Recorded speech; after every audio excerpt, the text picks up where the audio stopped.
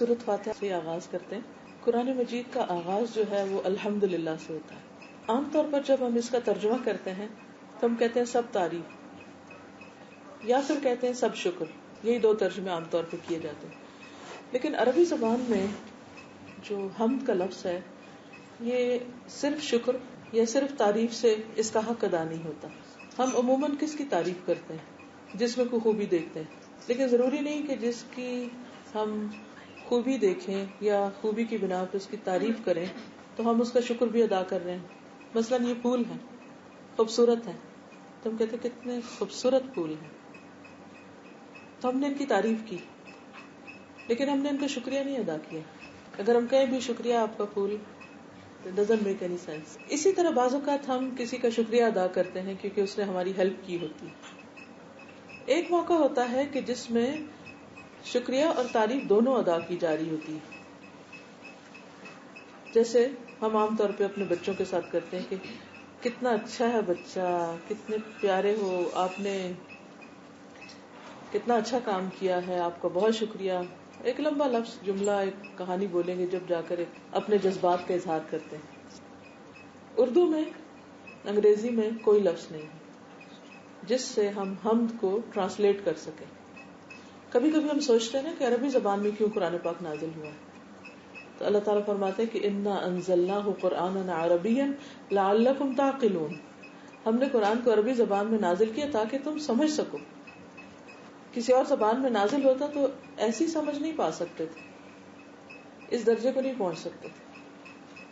آپ دنیا بھر کی ڈکشنریاں کھول لیجئے، آپ کو کہیں بھی یہ دو چیزیں ایک لفظ میں نہیں نظر آئیں. اور پھر یہ بھی ہے کہ جب ہم انسانوں کے ساتھ معاملہ کرتے ہیں تو دونوں چیزیں عموماً کٹھی کرتے بھی نہیں ہیں. کسی کی تعریف کر دیتے ہیں تو کسی کا شکریہ ادا کر دیتے ہیں. اور اللہ سبحانہ وتعالی اس کے ہر کام جس کی ہم تعریف کرتے ہیں اس کے ساتھ ہی ہمارے دل میں شکر کے جذبات بھی آتے ہیں کہ شکر اللہ کا اس نے بنایا. اسی طرح جب ہم اس کے کسی بھی کریشن پر یا نعمت پر جو اس نے ہمیں دی ہوتی ہے اس کا شکر ادا کرتے ہیں تو دل میں ایک تعریف کا پہلو بھی موجود ہوتا ہے. اور اگر نہیں ہوتا تو یہ مطلوب ہے، ایسا ہونا چاہیے کہ ہم اس کی زبانی تعریف نہ کریں اور صرف شکر نہ، یہ دونوں کا کمبینیشن ہو. اور اس کے لیے اس نے ہمیں ایک خوبصورت لفظ دے دیا، الحمدللہ، حمد کا لفظ دے دیا کہ سب تعریف اللہ کے لیے ہے.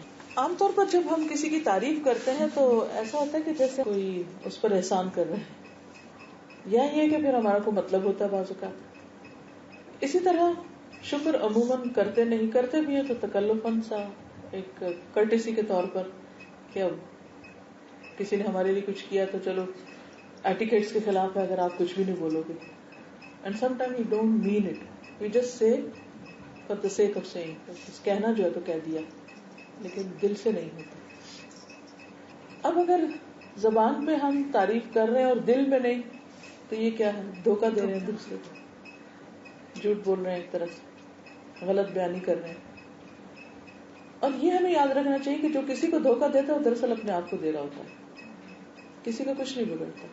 کسی کو کیا پتا ہم کیا کر رہے ہیں، لیکن ہمارا ضمیر تو جانتا ہے نا، ہمارے اندر کی آواز ہمیں بتاتی ہے ہم غلط کر رہے ہیں. تو وہ پھر گلٹ یا وہ ایک جو ریگریٹس ہے وہ اپنے اوپر آتی ہے کہ ہمیں ایسا نہیں کرنا چاہیے.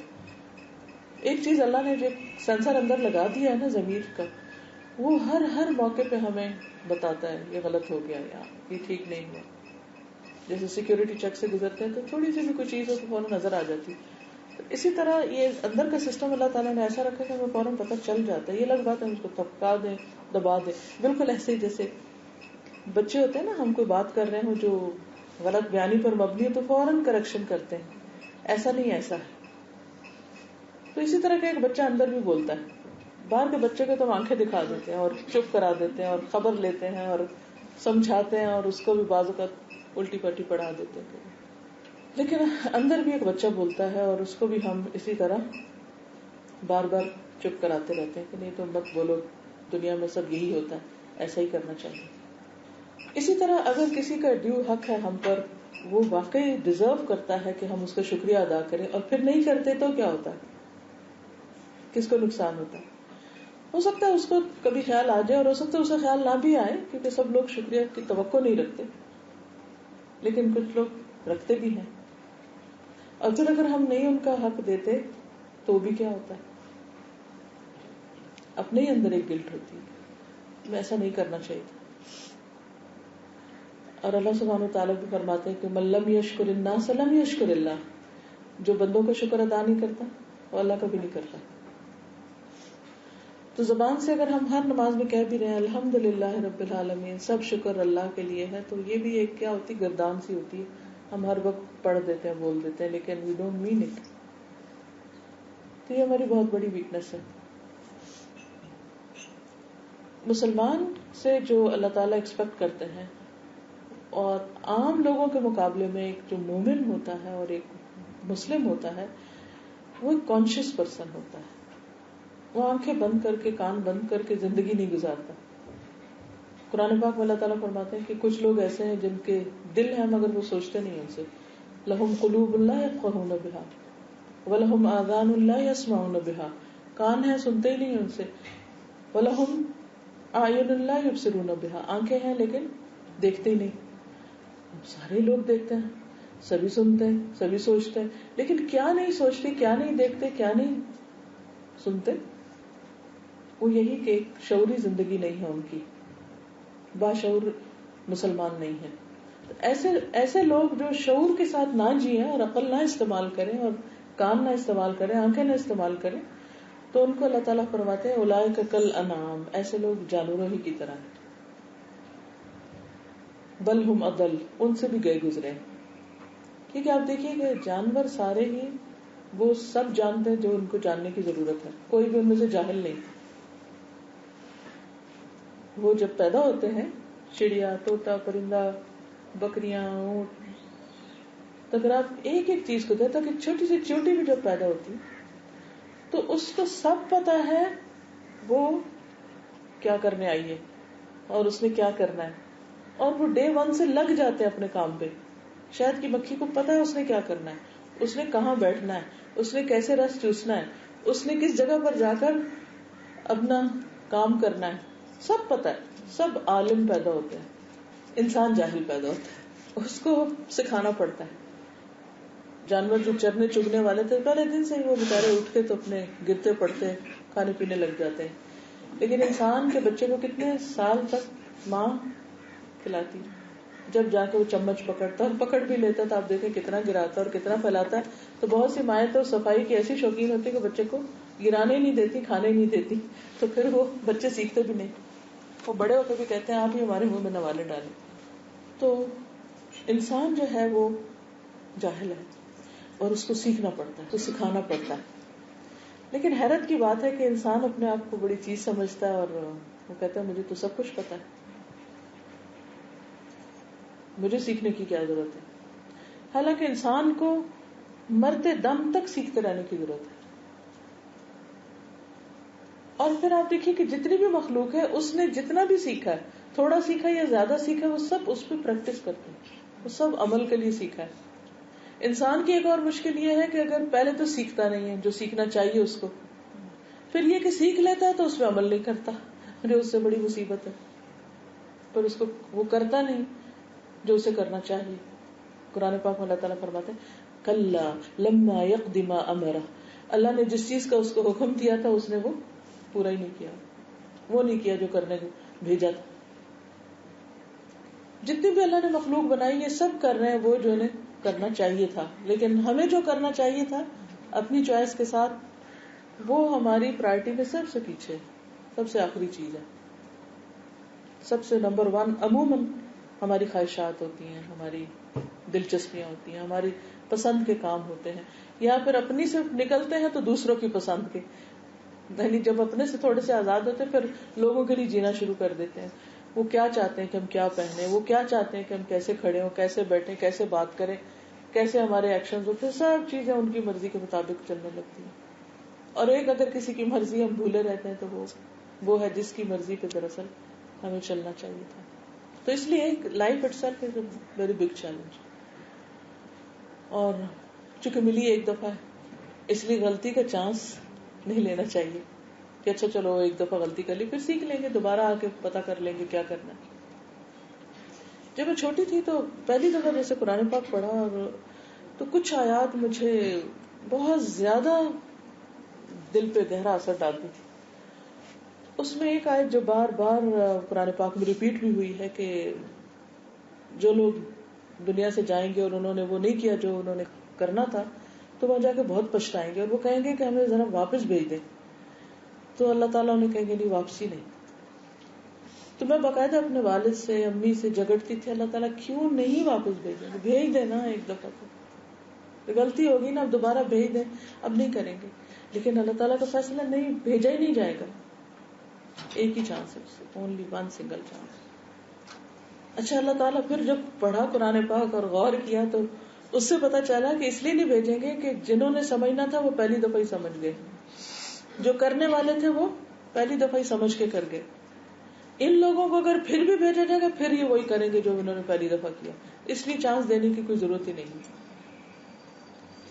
کیونکہ اللہ تعالیٰ ہمیں بار بار چانس بھی دیتے ہیں، پھر ہم غلطی بھی کرتے ہیں، سکھانے کے بھی موقع دیتے ہیں، لیکن ہم پھر غفلت کا شکار ہو جاتے ہیں، پھر بھول جاتے ہیں، پھر وہ نہیں کرتے جو کرنا چاہیے. اب اس کا حل کیا ہو؟ اس کا حل ایک تو یہ ہے کہ ہم سیکھیں، سیکھتے رہنے کی ضرورت ہے. دوسرے یہ کہ ہمارے آس پاس ایسے لوگ ہوں کہ جو ہمیں ہیلپ کریں وہ کرنے میں جو ہمیں کرنا چاہیے، اور جہاں ہم بھولے ہمیں یاد کرائیں. اسی لیے اللہ تعالیٰ فرماتے ہیں والعصر ان الانسان لفی خسر الا الذین آمنوا وعملوا الصالحات وتواصوا بالحق وتواصوا بالصبر. قسم ہے زمانے کی، گزرتا وقت گزرتا چلا جا رہا ہے، سارے ہی انسان نقصان میں ہیں، سارے ہی ڈوب رہے ہیں، سوائے ان کے جو چار کام کریں گے وہ تیر جائیں گے. اور وہ ہیں جو ایمان لائیں، جو اچھے اچھے کام کریں، عمل کریں، اور ایک دوسرے کو تھام کے رکھے، وہ تواصوا بالحق، ایک دوسرے کو حق پہ رکھے کہ نہیں یہ غلط ہے، یہ نہیں کرو، اور ایک دوسرے کو صبر کے ساتھ صبر کی تلقین بھی کریں. اب یہ جو ہے ایک دوسرے کو حق کے اوپر جما کے رکھنا، یہ ہماری رسپانسبلٹیز میں سے ہے. یعنی ہم اتنا ہی نہیں کافی کہ ہم انہیں خود نماز پڑھ لی یا خود اچھے کام کر لیے تو بہت ہو گیا، نہیں، ہمیں اوروں کو بھی تھام کے رکھنا ہے، اور بلکہ ہر ایک دوسرے کا ضرورت مند ہے اس کام میں. کیونکہ انسان کے اتنے لائف میں اتنے چیلنجز ہیں، اٹ سیلف بہت ڈیفیکلٹ جرنی ہے، یہ مشکل ترین سفر ہے. ہم جب ینگ ہوتے ہیں تو ہم بس ہماری زندگی رننگ میں گزرتی، بھاگ رہے ہیں.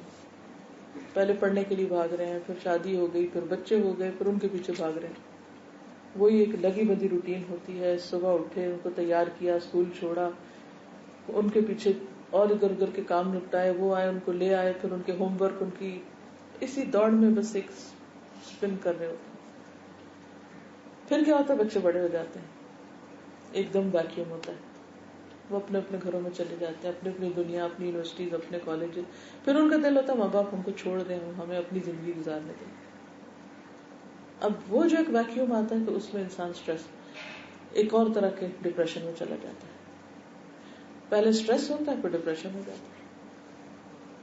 آدھی زندگی اسٹریس میں گزری، آدھی ڈپریشن میں گزری، اور اینڈ آف دا ڈے پاس کیا، اپنے لیے کیا ہے. پھر ریئلائز کرتے اپنے لیے تو کچھ کیا ہی نہیں، دوسروں کے لیے جیتے رہے، اوروں کو خوش کرتے رہے. پھر اس وقت ریئلائز کرتے ہیں کہ اچھا اپنی ہیلتھ کے ساتھ یہ زیادتیاں کی. پھر رونا بھی آتا ہے، اور بچوں کو کھلا رہے ہیں، بچوں کے پیچھے بھاگ رہے ہیں، اور کام کر رہے ہیں، نہ اپنی غذا کی پرواہ ہے، نہ ہیلتھ کی، نہ ایکسرسائز کی، نہ کسی اور چیز کی. جب ایک دم مینوپاز کو پہنچتے ہیں پھر پتہ چلتا ہے کہ اوہ بہت ظلم کیا اپنے ساتھ. پھر ایک دم کہتے ہیں کہاں سے ہم بیمار پڑ گئے، یہ کولیسٹرول کیوں ہائی ہو گیا، ہم تو اتنی واک کرتے تھے، اتنا بھاگتے تھے. پھر وہ اتنا اسٹریس جو لیا ساری زندگی، اس نے کہیں تو اثر دکھانا. پھر دوسرا فیز ہوتا ہے ڈپریشن کا، بچے نہیں، اب کیا کریں، ہم نے تو کچھ اور سیکھا ہی نہیں، کچھ اور کرنا ہی نہیں آتا، اب کیا کریں. پھر اس کے بعد ہم سکون ڈھونڈنے کے لیے ادھر ادھر جو تھوڑی بہت کوششیں کرتے بھی ہیں تو بعض اوقات کافی نہیں ہوتی. تو اس لیے بہت ضروری ہے کہ جو کچھ بھی ہو ہمیں الحمدللہ کہنا آتا، نعمتوں کو اپریشیٹ کرنا آتا اور نعمتوں کا صحیح استعمال آتا، اور اپنا تعلق اپنے رب سے ایسا مضبوط ہو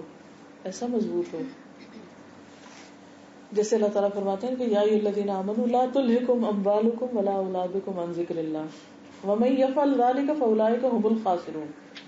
اے ایمان والو، تمہاری اولادیں اور تمہارے مال تمہیں اللہ کے ذکر سے غافل نہ کرے، اللہ سے تمہارا تعلق نہ کٹے، وہ نہ چھوٹے، وہ نہ دور ہو، اور جو یہ کرے گا وہ خسارہ پائے گا، وہ نقصان اٹھائے گا. مال اور اولاد کے پیچھے بھاگتے بھاگتے اگر خدا کو بھول گئے تو سخت نقصان اٹھاؤ گے. کل آخرت میں تو اللہ ہی جانتا ہے ہم سب کے ساتھ کیا ہوگا، مگر دنیا میں بھی ہمیں خود ریگریٹس ہوتی ہیں کہ ہم نے سب نے بے وفائی کی. بعض اوقات ہسبینڈ بے وفائی کر جاتے ہیں، بعض اوقات بچے بے وفائی کر جاتے ہیں، حالات تبدیل ہوتے رہتے ہیں. خود جب دوسروں کے لیے کچھ کرنے کے قابل نہیں ہوتے تو لوگوں کو بھی ہماری ضرورت نہیں رہتی. لیکن جن لوگوں کا تعلق اپنے رب کے ساتھ مضبوط ہوتا ہے، جن کی اپنے رب کے ساتھ کلوز کمیونیکیشن ہوتی، جو رب کے ساتھ دوستی کر لیتے ہیں، تو الا ان اولیاء اللہ لا خوف علیہم ولا هم يحزنون، پھر خوف اور غم نہیں رہتا. تو کوئی کچھ بھی کرے، انسان اپنے اندر اس کی ایک ٹھنڈک ہوتی ہے، اپنے اندر ایک اطمینان ہوتا ہے. ابھی ریسنٹلی مجھ سے کوئی ذکر کر رہا تھا کہ ان کی کوئی جاننے والی ہے، تو ان کو اسی کو شاید ڈپریشن کی کوئی تکلیف ہوئی، تو کسی سائیکاٹرسٹ کے پاس جا رہی ہیں. ایک سیشن کے 2000 دیتی ہیں. تو مشورے ان کو کیا ملے؟ مشورے یہ مل رہے ہیں کہ اپنے آپ میں جینا سیکھو، live by yourself، اپنے آپ کو خوش کرو جس بھی چیز سے. تو میں نے کہا انہوں نے کیا کیا؟ کہتے کہ وہ سب دن رات شاپنگ کرتے ہیں کیونکہ اس سے خوشی ملتی. بس ایک چیز ہے جس سے خوشی ملتی. ہر ایک کا کوئی ویک پوائنٹ ہوتا ہے، ان کا یہ ویک پوائنٹ ہے. کیا خریدتی ہیں؟ نئے نئے گیجٹس. میں کہا کیا کرنا؟ تو وہ بالے جان جتنی بلائیں اکٹھی ہوتی ہیں گھر میں اتنا ہی انسان کا دماغ اور الجھتا ہے. اتنی تاریں اکٹھی کر لیں انسان. اب دیکھیں 2-4 لگا دیں.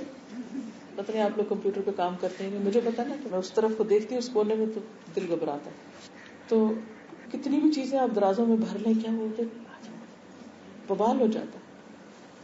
کیونکہ جتنا زیادہ گھر بھرا ہوگا، جتنی زیادہ چیزیں ہوں گی، ان کو دیکھ کے اتنی ایک تو ہماری ایموشنل اٹیچمنٹ ہو جاتی ہے پھر ان چیزوں سے. یہ برتھ ڈے میں ملا تھا، اور یہ فلاں نے دیا تھا، اور یہ اماں نے دیا، اور ابا نے، اور یہ فلاں دوست نے، اور یہ میں نے اس جگہ خریدا، اور یہ اس موقع پہ خریدا. کوئی چیز کوئی ہاتھ نہ لگائے، بس وہ پڑی رہے. الگ ببالے جاؤ. دوسرا کیا کہ انہوں نے کہا کہ اپنے آپ کو خوش رکھو اور دوسروں پر ڈیپینڈنٹ نہ ہو. ڈیپینڈنٹ میں کیا کہ 4 سال کا بچہ ہے، اس کا بیڈ روم الگ کر دو، اس کو اپنے اس میں سو، اور جو تمہارا دل چاہے رات کو کرو. بھائی یہ کیا علاج ہے؟ ہمارا دین کیا سکھاتا ہے؟ وہ مما رزقناہم ينفقون. خوش ہو رہتے ہیں کہ قربانیاں کرتے ہیں. شاپنگ کر کے گھر بھرنے میں خوشی نہیں ہے. یہی اگر آپ دینے والے بن جائیں، یہی آپ اچھے کاموں میں لگانے والے بن جائیں، خرچ کریں اور وہ ساری چیزیں جمع کرتے جائیں. وہاں شوق ہے نا خرچ کرنے کا، دل خوش کرنے کے لیے خرچ کر رہے ہیں، وہ ایسی جگہ خرچ کر دیں کہ جو کل کے لیے سب جمع ہو جائے. اور یہ اتنا آزمایا ہوا نسخہ ہے ڈپریشن کے علاج کا، جیسے نبی صلی اللہ علیہ وسلم نے فرمایا داؤ مرضاکم بالصدقات. اپنے مریضوں کا علاج صدقے سے کرو. صدقہ یہ نہیں کہ آپ ایک آن لائن ٹرانزیکشن ادھر سے ادھر کر دیں، وہ بھی ایک ہے کہ آپ نے ادھر سے ادھر کر دیا، لیکن کسی یتیم کے پاس جانا، کسی بیوہ کی خدمت میں حاضر ہونا، کسی رلے ہوئے مٹی میں رلے ہوئے شخص کو اٹھانا، ان کے ساتھ بیٹھنا، بات کرنا، ان کو کھلانا، ان کو نہلانا، ان کے لیے کوئی بھی کام کرنا اپنے ہاتھ سے. جب آپ انسانوں کے قریب ہوتے ہیں، جب انسانوں کو دینے والے بنتے ہیں، تو پھر آپ کے اندر کے وہ غم نکلتے ہیں. وہ خاص قسم کی لہریں ہوتی ہیں جو کھینچ کے لے جاتی ہیں. اور اسی طرح حدیث میں آتا ہے کہ جو شخص یہ چاہتا ہو کہ اس کی عمر میں اضافہ، اس کے رزق میں برکت، اسے چاہیے کہ رشتہ داروں سے جوڑے. اگر آپ اپنے ہی بیٹے کو اپنے سے کاٹ رہے ہیں یا اپنے کسی رشتہ دار سے آپ مل نہیں رہے، آپ کبھی بھی خوشی نہیں ہو سکتی. جو مرضی کر لیں، ایک شخص دیکھنے میں بڑا نمازی ہے، پرہیزگار ہے، تہجد پڑھتا ہے، داڑھی بہت بڑی رکھی ہوئی ہے، حجاب لباس سب کچھ کا اہتمام ہے، لیکن اپنے بہن بھائی سے روٹھا ہوا ہے سالوں سے، وہ لازمی ڈپریشن کا شکار ہوگا. کیوں؟ اس نے اللہ کے ایک حکم کی نافرمانی کر رکھی ہے. اور جہاں نافرمانی ہوگی، جہاں گناہ ہوگا، اس کا نتیجہ کسی نہ کسی شکل میں ضرور نکلے گا. تو اس لیے دین کا صرف ایک حصہ نہ لیں، یہ صرف ایک کام کر کے خوش نہ ہو جائیں، بلکہ پوری چیک لسٹ بنا وقتاً فوقتاً دیکھیں کہاں خلا ہے.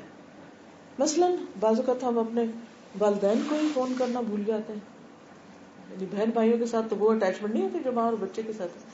تو شیطان تو ماں اور بچے کے بیچ میں بھی غلط فہمی ڈالنے سے نہیں رکتا، اوروں کے ہاں کہاں چھوڑے گا. تو ہمیں اپنے ساتھ اتنا آنےسٹ ہونا ہے کہ جہاں کہیں ہم دیکھیں کہ یہاں ٹھیک نہیں تو بس رک جائیں. وہاں ریڈ لائٹ ہے، رک جائیں. یلو بھی ہے تو رک جائیں. ڈاؤٹ فل ہے تب بھی رک جائیں اور رک کے اپنے آپ کو منائیں. ورنہ وہ چھوٹی چیز بہت بڑی بن جاتی، وہ انا کے مسئلے اتنے بڑے بن جاتے ہیں کہ پھر ان فصیلوں کو پار کرنا وہ بہت مشکل ہو جاتا ہے. لیکن یہ اسٹرینتھ کہاں سے آتی؟ پھر اللہ کے ساتھ مضبوط تعلق کی سے آتی ہے اور اللہ سے مانگنے سے آتی ہے. امام ابن تیمیہ ایک بہت بڑے اسکالر تھے. ان کے بارے میں پڑھ رہی تھی کہ بعض اوقات ایک آیت کی جب تفسیر سمجھ نہیں آتی تھی تو صبح سے دوپہر تک بیٹھ کے صرف استغفار پڑھتے تھے. استغفار استغفار استغفار، اللہ مجھے معاف کر دے، اللہ مجھے معاف کر دے، میرے کسی گناہ کی وجہ سے مجھے نہیں سمجھ آ رہی، میری کوئی غلطی ہوگی. ہمارا عام طور پر ایٹیٹیوڈ کیا ہوتا ہے کہ دوسروں میں ہم غلطیاں تلاش کرتے ہیں. میرے سمیت یہ میں اپنی بات کر رہی ہوں، آپ کی نہیں کر رہی. لیکن اگر انسان اللہ سے مانگنا شروع کر دے، کیونکہ میں نے اسے باقاعدہ مانگا ہے کہ اللہ جہاں میری غلطی تو مجھے دکھا اور مجھے اس کا احساس دلا اور مجھے اصلاح کی بھی توفیق دے، اور میری انا جو ہے وہ ایسی نہ بن جائے کہ میں اس کے آگے خود ہی آڑے بن جاؤں کہ بس سیلف ڈیفenس میں ہم اتنا آگے بڑھ جاتے ہیں کہ بعض اوقات کوئی ہمیں بتانے بھی لگے تو ہم کہتے نہیں نہیں تم بتاؤ بھی نہیں. اس لیے جب کوئی غلطی بتاتا ہے تو بہت برا بھی لگتا ہے، ایکسپٹ بھی نہیں کرتے، اس کو لینا نہیں چاہتے، ماننا نہیں چاہتے، بہت ساری اور ایسی چیزیں ہو جاتی. بہرحال آپ کے ذہنوں میں کوئی بات ہو، کوئی آپ شیئر کرنا چاہیں، کیونکہ میں چاہوں گی کہ آج اگر ہم فوکس اللہ کے شکر کے اوپر ہی رکھیں نا، نعمتوں کو اپریشیٹ کرنا اور جو کچھ ہمیں ملا ہے، پھر اپریسیشن میں یہ بات بھی آتی ہے کہ جو اللہ نے ہم کو دیا ہے اس کو ہم اللہ کے بندوں پر خرچ کریں اور ہم دوسروں کے ساتھ شیئر کرنے والے ہوں اور صرف اپنے لیے نہ جئیں بلکہ دوسروں کے لیے جئیں. تو کوئی بھی کچھ کہنا چاہے تو پلیز موسٹ ویلکم. اچھے دوست بہت اچھا رول پلے کرتے ہیں، یعنی ایسے دوست جو آپ کی بات سمجھنے والے ہوں اور جن کے ساتھ آپ شیئر کریں تو وہ آپ کو صحیح مشورہ دے سکتے ہیں، اور ایسے جن کے ساتھ آپ اگر راز شیئر کریں تو وہ اس کو دنیا میں نشر کرنے والے نہ ہوں. یہ جو وتواصوا بالحق والی بات میں نے کی نا، وتواصوا بالحق وتواصوا بالصبر، یہی اس کا علاج ہے. اکیلے میں آپ ذکر کر لیں گے، اللہ سے دعا مانگیں گے، اللہ سے مضبوط تعلق کے کوئی بھی طریقے ہوں گے، لوگوں پہ خرچ کریں گے، لیکن اس کے ساتھ ساتھ ضرور ایسا آپ کا سرکل ہونا چاہیے کہ جہاں پر آپ اللہ کی خاطر جڑیں. اللہ کی خاطر جڑنے کا جو اجر اور ثواب ہے وہ قیامت کے دن انبیاء اور شہداء بھی ان لوگوں پر فخر کریں گے، ان کو یعنی کہ دیکھیں گے کہ جو اللہ کے لیے ایک دوسرے سے محبت کرتے تھے، جس کے اندر کوئی دنیا کا لالچ نہیں تھا، کوئی ایسی چیز نہیں تھی، ایک دوسرے کے لیے سنسیئر، خیر خواہ اور اچھا مشورہ دینے والے، اور جس کے سامنے ہم اپنا آپ کھول کے رکھ دیں کہ مجھے میری غلطی بتا دو، جس کی بات کو ہم مان بھی جائیں اور پھر اصلاح بھی کر لیں. عام طور پر یہ چیز بہت ریئر ہے، لیکن ایسا نہیں ہے کہ ہے ہی نہیں. ان کے لیے دعا کر کے، کیونکہ بچوں کی دعائیں ان کو پہنچتی ہیں. نہیں، زندگی میں ہم نہیں دے سکے یا خوشی نہیں دے سکے، یا خوشی کی بجائے ہم نے ان کو تکلیف دی. ہر بچہ ہی دیتا ہے، میں تو سمجھتی ہوں اسے کوئی ایکسیپشن نہیں ہے، کیونکہ جو بچے ہوتے ہیں ناسمجھ ہوتے ہیں، ہم نادان ہوتے ہیں، ہمیں خود بھی نہیں پتا ہوتا کہ ہم کیا کر رہے ہیں، ہم اپنے آپ کو جسٹیفائی کر رہے ہوتے ہیں. لیکن جب ہاتھ سے وقت چلا جاتا ہے پھر ریئلائزیشن جب خود بڑے ہوتے ہیں پھر ہوتی ہے، تو اس وقت تو بعض کا تلافی کا وقت نہیں ہوتا. تو ان کے لیے ہم صدقہ بھی کر سکتے ہیں اور ان کے لیے دعا بھی کر سکتے، اور اپنی معافی کی تو خود دعا مانگنی چاہیے کہ اللہ ہم نے جو کوتاہی ان کے حق میں کی تو تو ہمیں معاف کر دے. لیکن یہ ہے کہ بچوں کی جو دعا سے والدین کو خوشی، اصل میں تو مقصد خوشی پہنچانا ہے نا، اس کا ازالہ کرنا ہے. جو ہم نے ان کو رنج دیا یا کوتاہی کی یا جو نہیں دے سکے، تو اس کو آپ اگر خوش نہیں کر سکے تو آپ کی دعائیں ان کو خوش کریں گی. کیونکہ باقاعدہ بتایا جاتا ہے، حدیث میں آتا ہے کہ بندہ پوچھتا ہے کہ میرے درجے کیسے بلند ہو رہے ہو، کیسے ایلیویٹ ہو رہا ہوں، تو بتایا جاتا ہے تمہارے بچے کی دعا کی وجہ سے. تو وہ ان کے لیے جب خوشی کا باعث ہوگی تو وہ اس کا کفارہ کر دیں گی. ان الحسنات یذھبن السیئات، اگر کوئی تکلیف دی تو اس کا ہو جائے گا. اسی طرح اگر ہم خدمت نہیں کر سکے یا حق نہیں دے سکے تو ان کے لیے صدقہ کرتے رہیں باقاعدہ. یعنی مہینے میں کوئی باندھ لے یا سال میں کچھ کر لیں یا وقتاً فوقتاً، اور قبولیت کے اوقات میں خاص طور پر ان کے لیے دعا کریں. آپ دیکھیں گے کہ میرے ساتھ اکثر ایسے ہوتا ہے کہ کہیں جا رہی ہوں جیسے تو ایک دم فلیش بیک ہوگا، اچھا وہ فلاں دن جب والد نے یہ کہا تو میں نے یہ کیا تھا، مجھے یہ نہیں کرنا چاہیے تھا. بس دیر اینڈ دین اسی وقت دعا وہی، کیونکہ اللہ تعالیٰ نے کسی مقصد سے مجھے وہ بات یاد کرائی ہے. ایسے ہی نہیں کہاں سے اچانک وہ خیال آ گیا. کبھی خواب کی شکل میں کچھ آ جائے گا، کبھی خیال کی شکل میں آئے گا. بس اس وقت دیر نہیں کرنی، اس کو وہیں سے پکڑنا ہے اور اللہ سے دعا اور استغفار. اور چاہے آپ مجلس میں بیٹھے، مثلا میں آپ میں بیٹھی ہوں، اب میں آپ کے بیچ میں بیٹھے، آپ کو کیا پتا میرے دل پہ کیا گزر رہی ہے اس وقت. میں غمگین ہوں، خوش ہوں، مجھے کوئی خیال آ رہا ہے کوئی نہیں، بھلے میں کچھ بھی کر رہی ہوں، لیکن اگر میرے دل پہ آ رہی ہے کوئی چیز تو میں اسی وقت اللہ سے ڈائریکٹ کنیکشن میرے ہارٹ کا ہو اور میں ساتھ ہی مانگنا شروع کروں. مضبوط تعلق، دیکھیے مضبوط تعلق میں ایک تو ہے جیسے ہم کچھ اچھے کام کرتے ہیں، نیکی کے کام، مثلا ذکر ہے، نماز ہے، دعا ہے، وغیرہ وغیرہ، یہ چیزیں تو اپنی جگہ ہیں. لیکن ایک ہے جب حالات ہماری مرضی کے خلاف جاتے ہیں، اللہ کے فیصلے کو قبول کرنا، ایکسپٹ کرنا. کوئی بندہ اس وقت تک خوش ہو ہی نہیں سکتا جب تک تقدیر کو ایکسپٹ نہ کر لے، یا اللہ کے جو ہمارے بارے میں فیصلے ہیں ان کو مان نہ جائے. کیونکہ ان میں ضرور کوئی خیر و بھلائی جو ہمیں نظر نہیں آ رہی، وہ لیٹر آن ضرور نظر آئے گی. اگر دنیا میں نہیں تو کل قیامت کی اللہ تعالیٰ ضرور دکھائے گا کہ یہ چیز میں نے اس لیے نہیں کی تھی. مثلا میری یہ ایک ٹانگ سوج تھی، تو کافی علاج بھی کرا ہے، کئی چیزیں کی ہیں، لیکن کہیں صحیح ڈائگنوسس ہو نہیں سکا کہ مسئلہ کیا ہے. پوری ٹانگ کا سکین ہوا ہے، ایک ایک چیز کھنگالی چھانی ماری گئی ہے، لیکن نہ کوئی بلاکیج ہے، کچھ بھی نہیں ہے، لیکن بس ہوتا ہے کچھ. تو اب آپ دیکھیں گاڑی کے اگر دو پہیے بیلنس نہ ہو تو کیا ہوتا ہے، آپ سب کو پتا ہے جو ڈرائیونگ کرتے ہیں. بس وہی میرے ساتھ ہوتا ہے. چلنے میں دقت ہوتی ہے، سیڑھی چڑھنے میں گرنے کا ڈر ہوتا ہے مجھے، کیونکہ ٹھوکریں اکثر کھاتی ہوں، کئی چھوٹی چھوٹی چیزیں ہوتی. تو میں جب اس کو کبھی دیکھتی ہوں تو میں سوچتی اللہ تعالیٰ آپ کے کتنے احسانات ہیں، اس میں مجھے کیا کیا فائدے ہیں. میں فائدے سوچنے شروع ہو جاتی ہوں اور مجھے بے پناہ فائدے نظر آتے ہیں. اور میں کہتی ہوں، پھر میں دل میں باتیں کرتی ہوں کہ اللہ تعالیٰ مجھے کل قیامت کے دن بتائیں گے نا کہ یہ کیوں کیا تھا، جس کا کوئی علاج نظر نہیں آ رہا مجھے فی الحال. تو بہت کچھ آزمایا لیکن فائدہ نہیں ہوتا، وقتی تھوڑا بہت ریلیف ہوتا لیکن پھر وہی پلٹ جاتا ہے معاملہ. تو ایک اور یہ کہ میں اس کو جان کا روگ بنا کے بیٹھ جاؤں اور اللہ سے شکوے کروں کہ وائے می، کوئی اور بھی ہو سکتا. تو جیسے آتا ہے نا انا مع العسر یسرا، تنگی کے ساتھ ہی آسانی، یہ نہیں کہ بعد، ساتھ ہی آسانی ہے، لیکن ہمیں وہ نظر نہیں آتی کہ وہ کون سی آسانی ہے.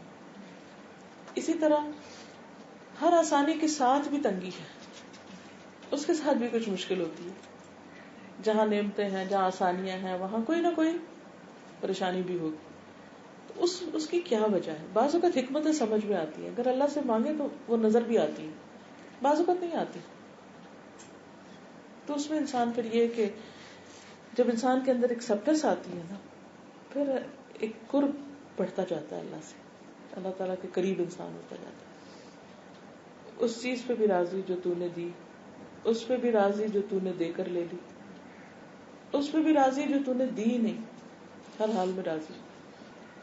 اگر آپ چلتے چلتے اللہ سے باتیں کریں، اٹھتے بیٹھتے، اور جب کوئی ایسی چیز ہو جو مرضی کے خلاف ہو گئی ہے کچھ، تو لاؤڈلی کہا کر اللہ تعالیٰ میں اس پہ بہت راضی ہوں، میں نے کچھ چاہا تھا، آپ نے کچھ کیا، میں پھر بھی راضی ہوں. میرا دل روتا ہے مگر میں پھر بھی راضی ہوں آپ سے، میں آپ سے بالکل ناراض نہیں. یہ چند لفظ آپ کسی وقت بولیں. ایک تو ہم کہتے ہیں نا سبحان اللہ سبحان اللہ سبحان اللہ بغیر سوچے سمجھے، چلے وہ بھی نہ صرف اگر کہتے رہنا چاہیے، پھر بھی کہتے رہنا چاہیے.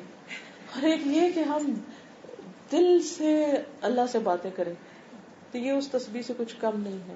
یہ ذکر جس میں ہمارا ڈائریکٹ کمیونیکیشن ہوتا ہے، یہ ہر انسان کے ساتھ ہوتا ہے کہ جو چیز روٹین میں آ جاتی ہے وہ پھر اس میں جوڑتی نہیں ہے اس کو. اور یہ سب کے ساتھ ہوتا ہے اور مختلف چیزوں میں ہوتا ہے.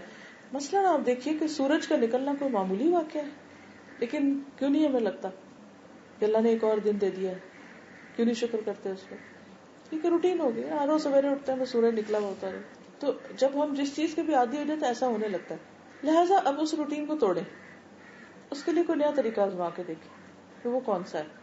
جو لوگ ہر وقت معنی پڑھتے ہیں یہ اور روٹین ہو جاتی. اچھا پھر اس کے بعد یہ ہے کہ میں بتا کیا کرتی ہوں، میں جہاں سے پڑھنے لگتا ہوں آگے سے آتا ہوتا ہے یا تو وہ پھسلنے لگتا ہے نا. جیسے نماز میں آپ پڑھتے 100 روکو اپنے آپ کو، پھر سارے لاتے کیا پڑھ رہے تھے، کیا کہا، کون سی صورت پڑھی، کیا پڑھنا ہے کرتے.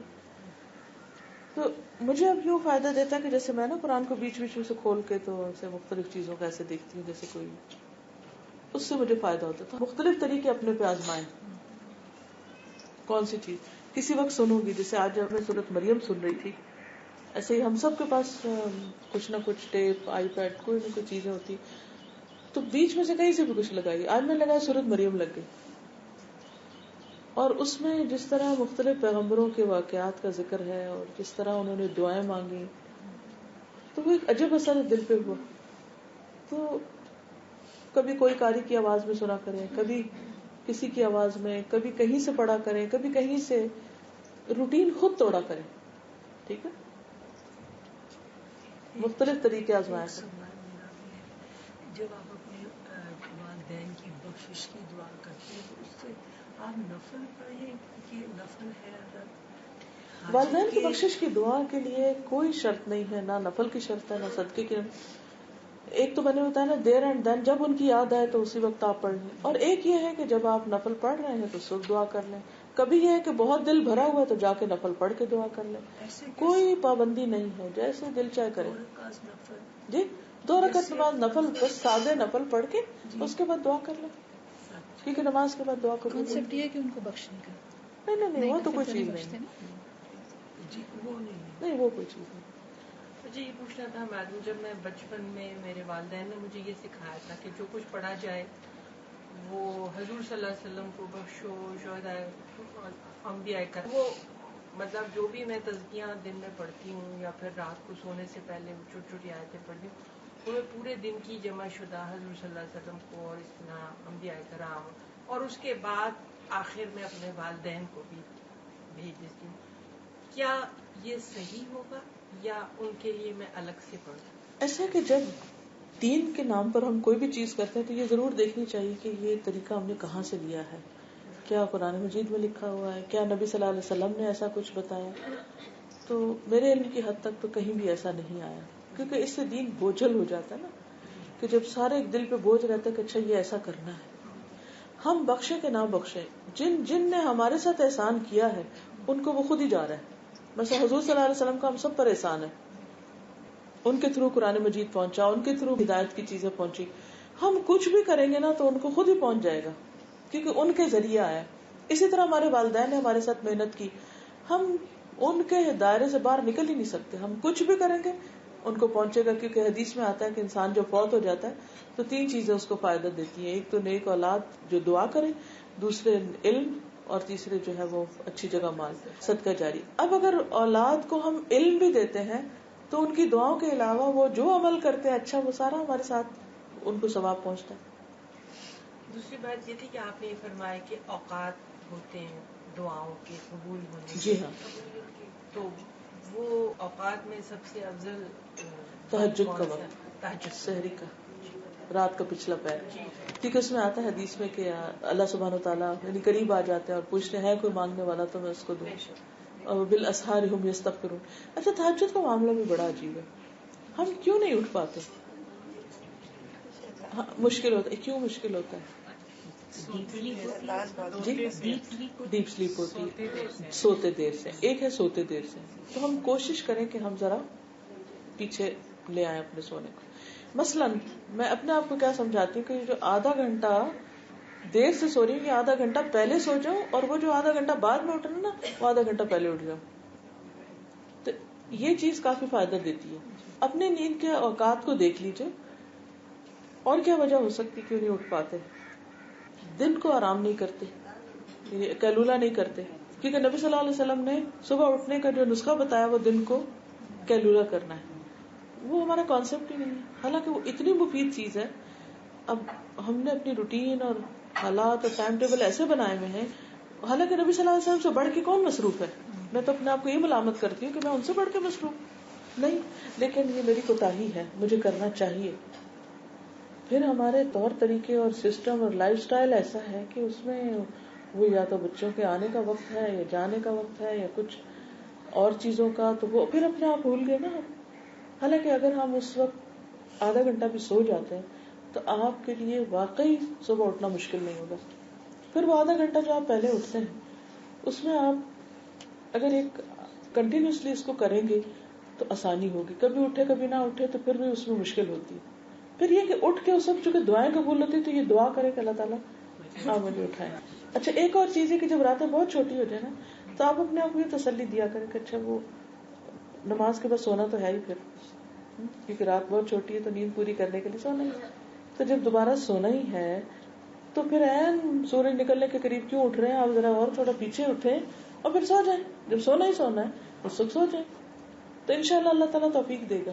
اور یہ کہ دعا کرنی پڑے گی. آپ دیکھیں کہ اسلام آباد جو فلائٹ صبح 7 بجے جاتی ہے تو اس کے لیے ایئرپورٹ جانے کے لیے ہم کو 5 بجے 5:30 نکلنا ہے. تو 5:30 نکلنے کے لیے کب اٹھنا پڑے گا؟ پہلے اٹھنا پڑے گا. چونکہ ٹکٹ خریدا ہوتا ہے تو فلائٹ مس کرنے کے چانس مول سے. لیکن وہی خزانے والی بات ہے نا کہ اگر ہمیں یقین ہو جائے کہ وہ آدھا گھنٹہ جو چلے, گھنٹہ نہ سے آدھے گھنٹے ہی پہلے اٹھنا شروع کر دیں اذان سے, تو اس میں آپ دیکھیے کہ جو کچھ ملے گا ان دعاؤں سے. اور صرف دعائیں نہیں, میں تو یہ سمجھتی ہوں کہ اس وقت میں انسان کو جو انرجی ملتی ہے نا اچھے کام کرنے کی, اور یکسوئی اور ایک اسٹرینتھ, اور ایک انسان اس کو کمپریہینڈ بھی نہیں کر سکتا. پھر اگر ایک دفعہ آپ کو وہ مزہ آ گیا نا تو آپ کا بالکل دل نہیں کرے گا کہ آپ لیٹ اٹھے, الٹا چڑ ہوگی کہ کیوں لیٹ اٹھے. آپ کا دل کرے گا کہ میں اسی وقت اٹھنا چاہتا ہوں. تو انشاءاللہ تعالی مشکل نہیں. آپ نے کہا کہ ہمیں نیڈی اور ان سب کی مدد کرنی چاہیے, تو کبھی کبھی ہم دیکھتے ہیں یہ خیال آتا ہے کہ نا ہم ترس کھاتے ہیں ان پہ, اور ہم یہ سوچتے ہیں کہ جیسے ان کا کوئی نہیں ہے تو ہمیں مدد کرنی چاہیے, تو پھر اس کیس میں ہمیں اللہ تعالیٰ پہ مسٹرسٹ ہونے لگتا ہے. تو ہم کیسے ان کی مدد کریں بغیر ایسی فیلنگس کے ساتھ کہ اللہ تعالیٰ نے ان کو کیوں نہیں دیا؟ ہاں, اور جیسے کہ ان کا کوئی نہیں ہے یا اکیلے ہیں یا اس ٹائپ کی فیلنگس آ جاتی ہیں. اس میں یہ ہے کہ اللہ تعالیٰ نے ہر ایک کا امتحان لیا ہے, کسی کو دے کر لیا اور کسی سے لے کر لیا. ضروری نہیں کہ ایک شخص جو نیڈی ہے وہ اللہ پہ کم یقین رکھتا ہے, بہت سے جن کے پاس بہت کچھ ہے ان کا بھی یقین کوئی نہیں اللہ پہ. ضروری نہیں کہ جس کے پاس کچھ نہیں ہے وہی مزریبل ہے, جن کے پاس ہے وہ اس سے بھی بعض اوقات اپنے آپ کو زیادہ مزریبل بتاتے ہیں, چونکہ ان کا obvious ہوتا ہے تو اس لیے ہمارے اندر اس طرح کی فیلنگ آتی ہے. ورنہ سکون کا جو تعلق ہے وہ مال سے نہیں ہے کہ کسی کے پاس مال زیادہ ہو جائے گا تو وہ پرسکون زیادہ ہو جائے گا. صحابہ کرام کو آپ دیکھیں کہ حیرت ہوتی ہے کہ 2 کھجوریں کھا کے دن گزار رہے ہیں, ہم کیوں نہیں کر سکتے. اور پھر اس میں انتہائی مالدار بھی ہیں, حضرت عبد الرحمن بن عوف اور کچھ صحابہ, حضرت عثمان خود. اور حضرت عثمان کون تھے؟ حضور صلی اللہ علیہ وسلم کے داماد تھے, سن ان لا, 2 بیٹیوں کی ایک بعد دیگری تھی. کتنا مال تھا ان کے پاس, اتنے امیر سن ان لا کے آپ سسر تھے. اور خود آپ کے گھر میں کیا ہوتا تھا, 2 مہینے چولہا نہیں جلتا تھا. نہ آپ کسی انفیریورٹی کمپلیکس میں تھے نہ وہ کسی سپیریورٹی کمپلیکس میں تھے کہ ہم زیادہ بہتر ہیں گے, کیونکہ یہ تو کوئی کرائیٹیریا تھا ہی نہیں کہ کس کے پاس مال کتنا ہے. اس طرح کا اسٹیٹس کانشیس کوئی نہیں تھی, کیونکہ ان کا معیار اور تھا, ان اکرمکم عند اللہ اتقاکم, کہ تم میں سب سے زیادہ عزت والا وہ ہے اللہ کے ہاں جس کا تقوی اور اللہ کا خوف زیادہ ہے. صحابہ کرام ایک جگہ پہ بیٹھتے تھے یہ بہت بڑی اچیومنٹ ہے اسلام کی. ایک جگہ پر غریب، امیر، انتہائی پڑھے لکھے، بالکل ان پڑھ، سب ایک جگہ بیٹھے، سب اکٹھے کام کر رہے ہیں. جتنا یقین کی کمی بیشی ہوگی اس کے مطابق. حضرت ابوبکر رضی اللہ تعالیٰ عنہ جن کے اوپر اتنی بڑی ذمہ داری آ گئی تھی نبی صلی اللہ علیہ وسلم کے بعد، نمازوں میں اتنا روتے تھے. حیرت ہوتی ہے مجھے بعض اوقات کہ وہ قرآن پڑھتے جاتے تھے، روتے جاتے تھے، اور جو قریش کے بچے اور عورتیں تھیں وہ تانتا باندھ کے کھڑے ہو کے دیکھتے تھے. تو مجھے اکثر یہ بات بہت حیران کرتی کہ ہم بھی قرآن پڑھتے ہیں، ہم کیوں نہیں روتے؟ یقین کی کمی ہے. سب سے پہلے تو یہ کہ میں نے آپ کو پہلی دفعہ سنا ہے، ویری انفارچونیٹ، لیکن میں پہلی دفعہ آئی ہوں اور آپ کی آواز میں اتنا سکون ہے کہ اٹ ریلی الحمد للہ. ایک تو مجھے آپ حج بدر کا بتائے گا کیونکہ میں بات بھی تھی. حج بدل میں یہ کہ اگر آپ نے اپنا حج کر لیا ہوا ہے تو آپ ان کی طرف سے کر لیجئے. اولاد یا قریبی رشتہ دار کوئی کرے تو زیادہ بہتر ہے تاکہ وہ ہر چیز کے سارے ریچول اچھی طرح پوری طرح ادا کرے گا. اور اگر ان پہ فرض تھا تو ان کے مال میں سے ہونا چاہیے، اور اگر ان پہ فرض نہیں تھا اور آپ اپنے طور پر ایک ان کو فائدہ پہنچانے کے لیے کرنا چاہتی ہیں تو آپ اپنے مال میں سے کر لیجیے. نہیں، اس سے کوئی فرق نہیں پڑتا. بیٹی کرے، بیٹا کرے، بیوی کرے، ہاں کسی اور سے کروا لیجیے، لیکن ایسا ہو ٹرسٹ وردی کہ جو سارا کچھ ٹھیک ٹھیک سے کرے. وہ یہ نہ کہے کہ بس ٹھیک ہے ایک پکنک ہے میرے لیے، کسی کا مال ہے. گھروں میں دیکھا ہے کہ جیسے انتقال ہوتے ہیں تو وہاں قرآن شریف نہیں پڑھا جاتا، مطلب وہ انتقال کے وقت بھی لوگ بس تھوڑا سا پڑھ کے دانی پڑھ کے، قرآن شریف لٹرلی نہیں پڑھا جاتا. تو وہ صحیح ہے کہ نہیں؟ کیونکہ ایون سویام تک بھی دیکھیں تو لوگ بس آتے ہیں، افسوس کرا، بیٹھ گئے، بس چلے. تو یہ مطلب وہ کہتے ہیں نا کہ جو انسان چلا گیا اس کا تو وہی چیپٹر کلوز ہو گیا، لیکن کئی گھروں میں اب نہیں پڑھا جاتا. تو وہ از دیٹ نارمل؟ اس میں بیسیکلی جو سب سے فائدہ مند چیز ہے نا وہ دعا ہے. اسلام میں تعزیت کا کانسیپٹ یہ ہے کہ آپ جائیں، حوصلہ بڑھائیں، ان پہ بوجھ نہ بنے، اور ان کو کسی قسم کی مدد چاہیے، کھانے کی ضرورت ہے اور کسی قسم کی کوئی ہیلپ چاہیے کہ وہ کریں اور واپس آ جائیں. یہ جو ہمارے ہاں ایک ہوتا ہے نا کہ سارا دن میت کے گھر میں بیٹھ ہی رہتے ہیں، پھر کھانا شروع ہو جاتا ہے، پھر اور گھر والے بےچارے ایک تو صدمے سے نڈھال ہوتے ہیں، دوسرے ساتھ ہی ان ایکسپیکٹڈ مینجمنٹ کرنی پڑتی ہے. تو اسلام میں اس کو بہت سمپل رکھا گیا ہے کہ اگر آپ جائیں تو تھوڑی سی دعا وغیرہ کر کے آپ واپس آ جائیں. اس میں جم کے بیٹھنے کی اور بہت کچھ پڑھنے پڑھانے درس کرنے ان چیزوں کی ضرورت نہیں. آپ کچھ کہنا جی چاہیں؟ میم ایک سوال میں یہ کرنا چاہ رہی تھی. اوور آل ہماری قوم کے اندر میم یہ ہو گیا ہے کہ ایک ہیو ناٹس کی کلاس اور ایک جن کے پاس ہے، اور جن کے پاس ہے وہ یہ سمجھتے ہیں کہ ہم پریولیجڈ ہیں اور ہماری چونکہ ساری نیڈ سیٹسفائیڈ ہیں تو we are in a better position یا بہت بہتر ہیں. اور ایک پیراڈائم ہو گیا ہے کہ جس کے پاس نہیں ہے وہ فرسٹریٹڈ ہے، وہ ایجیٹیٹڈ ہے، وہ چھین کے کھانا چاہتا ہے.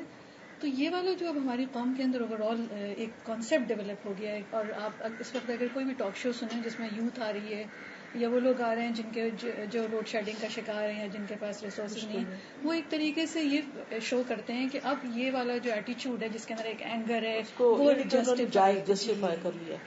تو میم اس سے اپنی قوم کو نکالنے کے لیے کیا پہلا رویہ ہمیں چینج کرنا پڑے گا کہ اللہ کا شکر ہے جن کی نیڈس پوری ہو رہی ہیں ان کو یہ پیراڈائم بدلنا پڑے گا کہ نیڈس پوری ہونے کا مطلب یہ نہیں کہ ہم سیٹسفائیڈ رہیں.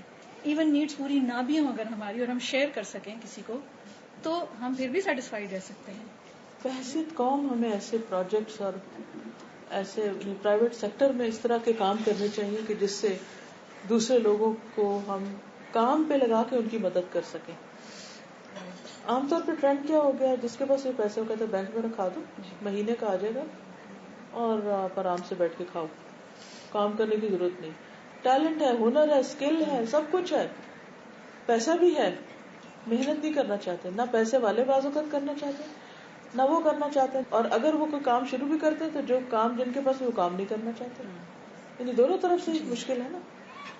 لیکن وہاں کسی کو تو شروع کرنا ہی پڑے گا اور کچھ نہ کچھ تو اور اگر کوئی اور نہیں بھی کر رہا تو ہم جو کر سکتے ہیں وہ تو کریں. کل ہی میں کسی نے یوٹیوب پہ مجھے لنک بھیجا، خاتون ہی کراچی کی ہیں، آپ بھی شاید جانتے ہوں گے. کہتی ہیں کہ میری ماسی کی بچی کو اسکول میں داخلہ نہیں ملا. تو میں نے پوچھا بھی کیوں نہیں داخلہ ملا، تو اس نے کہا بس انہوں نے کہا نہیں ہمارے پاس جگہ نہیں ہے، یعنی ہم نہیں دے سکتے. تو اس نے کہا مجھے بڑی تکلیف ہوئی. تو میں نے کہا اچھا ایسا کرو تو اس کو لے آیا کرو، میں پڑھا دوں گی. کہتے پھر مجھے خیال آیا کہ اچھا میں 2-3 اور کچھ اور اکٹھا کر کے، تو گراج اسکول انہوں نے کھولا، اور یہ 10 سال پہلے شاید انہوں نے کھولا تھے. تو 400 بچے اب اس میں ہیں، اور کتنے سارے بچے اس میں کتنے اچھی اچھی جگہوں پر آگے چلے گئے ہیں. تو میں سوچ رہی تھی کہ ایک خاتون اگر اپنے گراج میں ماسیوں کے بچوں کو پڑھانا شروع کر رہی ہے، اور اللہ نے اس کے کام میں اتنی برکت دی ہے، اور وہ آگے 400 بچے، تو ہم بھی کچھ تو کر، چلو 400 نہیں 40 ہی پڑھا دے، کچھ تو کر سکتے. چلے پڑھا نہیں سکتے، ان کے بٹھانے کا، کچھ کرنے کا، مل کے کچھ نہ کچھ ایسے پروجیکٹ شروع کر سکتے. تو ہم میں سے ہر ایک کو کچھ نہ کچھ کرنے کی ضرورت ہے. اچھا، نقاب کے بارے میں بھی آپ بتائے گا کہ کہاں، مطلب قرآن شریف میں کون سی صورت میں؟ سورۃ الاحزاب 59 ہے آیت، جس میں اللہ تعالیٰ فرماتے ہیں کہ یا ایھا النبی قل لازواجک و بناتک و نساء المؤمنین، اے نبی صلی اللہ علیہ وسلم اپنی بیویوں سے، بیٹیوں سے اور مومن عورتوں سے کہہ دیجیے یدنین علیہن من جلابیبہن، کہ اپنی چادر کو اپنے اوپر سے لٹکا لیں. تو جیسے وہ گھونگھٹ ہوتا تھا نا پہلے، بیسیکلی تو اس چیز کا حکم ہے. یہ جو نقاب کی موجودہ شکل ہے، اس کو ہم نے اپنی سہولت کے مطابق، اور وہ اوپر نیچے سے کسی نے یوں باندھ دیا، کسی نے کسی طرح. تو اب یہ جو ہے حکم ازواج، جی کرنے کا اس میں آپ دیکھیے کہ ڈفرنس آف اوپینین ضرور ہے. بعض کے نزدیک تو فرض ہے، لازم کرنا چاہیے. بعض جو یہ کہتے ہیں کہ فرض نہیں، وہ یہ ضرور کہتے ہیں کہ ہائیلی ریکمینڈیڈ ہے. ٹھیک ہے. تو اب یہ ہے کہ اس کی پریکٹیکل شکل مختلف معاشروں میں جس طرح کی کلودنگ فرق ہے، اس کے حساب سے لوگوں نے اپنے اپنی ایڈجسٹمنٹ کی ہوئی ہے. لیکن یہ کہنا کہ ہے ہی نہیں سرے سے، یہ بات غلط ہے. حاجت کے بارے میں آپ کچھ بتائیں گے کہ صحیح طریقہ، کیونکہ پہلے 2 نافل پڑھ کے پھر حاجت کی دعا پڑھتے تھے، وہ ایک کارڈ پہ تھا. پھر مجھے کسی نے کہا کہ نہیں، وہ شاید حدیث جو ہے، تو اس کے بارے میں کچھ کلیریفیکیشن. دیکھیں، حدیث چاہے ضعیف بھی ہو، لیکن اللہ تعالیٰ قرآن پاک میں فرماتے ہیں یا ایھا الذین آمنوا استعینوا بالصبر والصلاۃ، اے لوگوں جو ایمان لائے ہو صبر اور صلاۃ سے مدد لو. ہے نا حکم قرآن 2 دفعہ آئی ہے. صبر تو ٹھیک ہے، ہم اپنے برداشت کر رہے ہیں، نیگیٹو ریئیکشن شو نہیں کر رہے، لیکن صلاۃ، نماز پڑھو، نفل پڑھو. نبی صلی اللہ علیہ وسلم کا طریقہ کیا تھا؟ جب کوئی تکلیف ہوتی، مشکل آتی، فوراً نماز پڑھتے. یہی تو نماز حاجت ہے کہ ہم دوڑ رہے ہیں، کوئی حاجت پیش آ گئی ہے، غم آ گیا، دکھ، تکلیف، پریشانی، ہم جا کے نفل پڑھ رہے ہیں. اب اس کے بعد وہ جو دعا ہے کہ یہی پڑھو، تو اس کے بارے میں آتا ہے کہ ضروری نہیں کہ وہی پڑھو. اگر آپ وہ دعا کے طور پہ پڑھ لیتے ہیں تو پڑھ لیجئے. وہ آپ استغفار کر کے پڑھنا چاہتے، درود شریف پڑھ کے کچھ پڑھنا چاہتے اپنی زبان میں، لیکن اس میں کوئی شک نہیں کہ حاجت کے لیے اللہ ہی کی طرف جانا چاہیے. نقلی حج اور نقلی عمروں کو بہت کرٹیسائز کیا جاتا ہے آج کل نا، کہ آپ اتنے پیسے اس پہ اسپینڈ کر رہے ہیں، specially if you go in package which is more comfortable and luxurious. تو اس پہ بھی یہ ہوتا ہے کہ وہ کہتے ہیں کہ آپ اتنے پیسے وہاں اسپینڈ کر رہے ہیں، تو اٹس بیٹر کہ آپ نہ جائیں اینڈ آپ اس چیریٹی میں آپ دے دیں. بٹ نقلی حج آئی مین جو ہے رسول اللہ صلی اللہ علیہ وسلم نے تو ایک ہی اپنی زندگی میں کیا تھا. بٹ مطلب اس میں آپ کا کیا ہے؟ مجھے وہ حدیث یاد نہیں جس میں میں نے اس سال کا جو لیکچر دیا نا آج پہ، کہ جس کے پاس مال ہو اور وہ 5 سال تک میرے گھر نہ آئے، وہ محروم ہے. جی، اور وہ 5 سال تک میرے گھر نہ آئے، یعنی اللہ کے گھر، وہ محروم ہے. آپ نہ جائیں اس پہ حج پہ، آپ عمرہ کرنے چلے جائیں. ٹھیک ہے، مطلب اس کو بھی اس طرح میں ہر سال اب جاتی ہوں تو وہ یہ ہوتا ہے کہ مائی فادر اسپیشلی وہ خود سمجھتے ہیں کہ مطلب دس از آپ اس طرح اسپینڈ ہو رہے ہیں پیسے، تو یہ سارے پیسے جی.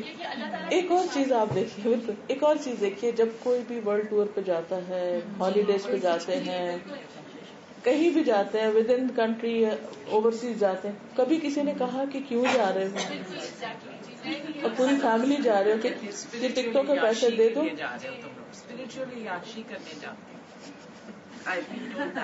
وہ بھی اپنی طرف سے سوچتے ہوں گے کوئی بھلائی کا کام، لیکن میں سوچتی ہوں کہ جو نہیں جاتے وہ کتنا بھلائی میں لگا رہے ہیں، وہ کہیں اور لگ جائے. لگا ہی رہے ہوتے ہیں، وہ بھی تو لگا ہی رہے ہوتے ہیں اللہ کی طرح. ایک اور بات یہ ہے کہ میں نے تو اس میں بہت ہی خیر و برکت دیکھی ہے کہ اللہ کے گھر کے قریب کی جو زمین ہے اس پہ سجدے کی بات ہی کچھ اور ہے. مجھے تو ایسا لگتا ہے کہ جیسے سال بھر کی جتنے بھی وہ ہوتا ہے نا، جتنے گیجٹس کے بیچ میں ہم رہتے ہیں اور وہ ساری ہمارے اندر ریس جاتی ہیں، تو اس کی اینٹی ڈوٹ کرنے کے لیے بہت ضروری ہے.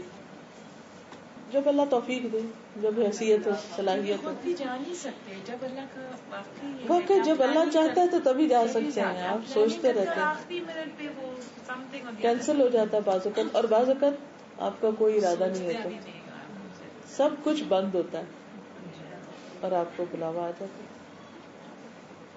الحمدللہ. ٹھیک, اجازت.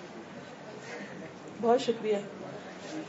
سبحانک اللہم و بحمدک نشہد ان لا الہ الا انت نستغفرک و نتوب الیک.